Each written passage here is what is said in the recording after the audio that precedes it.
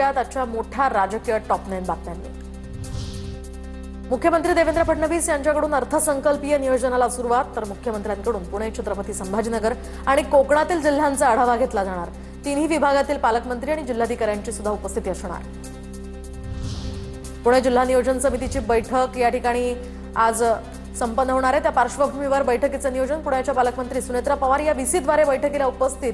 अजितदादांच्या निधनानंतर पुणे जिल्हा नियोजनची ही पहिलीच बैठक। राष्ट्रवादीच्या पॉलिटिकल कन्सल्टन्सीवरून रोहित पवारांचे सवाल, कॉन्ट्रॅक्ट रद्द करण्यासाठी अजितदादांची बैठक झाली होती।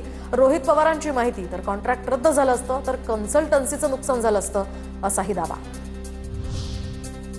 उपमुख्यमंत्री सुनेत्रा पवारांकडून दिल्लीमध्ये पंतप्रधान मोदी आणि अमित शहांची भेट। मोदींसोबत सुनेत्रा पवारांची तब्बल 40 मिनिटं चर्चा, तर एनडीए मधील घटक पक्ष म्हणून एनसीबी सोबत राहणार। मोदींची ग्वाही, सूत्रांची माहिती। राष्ट्रवादी भविष्यात सुद्धा एनडीए सोबतच राहणार। सुनेत्रा पवार मोदी शहांना भेटल्यानंतर सुनील तटकरेंची स्पष्टोक्ती।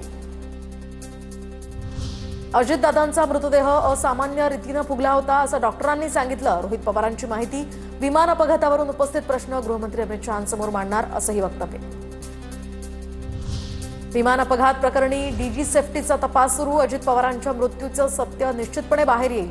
भारतीय चौकशी यंत्रणांवर विश्वास ठेवा, मुख्यमंत्री फडणवीसांचा रोहित पवारांना सल्ला। रोहित पवारांनी मांडलेल्या मुद्द्यांवर विचार करा। रोहित पवारांच्या प्रेझेंटेशन संदर्भात तटकरे आणि पटेलांनी बोलावं। संजय राऊतांची प्रतिक्रिया, तर फाईलवर सही करून घेणारा तो विदर्भातला नेता कोण? राऊतांचा सवाल, शिवाय दादांकडे भ्रष्टाचाराच्या फाईल्स होत्या, संजय राऊतांचा दावा। पहिल्या टप्प्यात 14 चार्टर विमान कंपन्यांचे स्पेशल ऑडिट होणार। अजितदादांच्या विमान अपघातानंतर डीजीसीएचा निर्णय, विमानाची देखभाल कशी केली जाते हे सुद्धा तपासलं जाणार।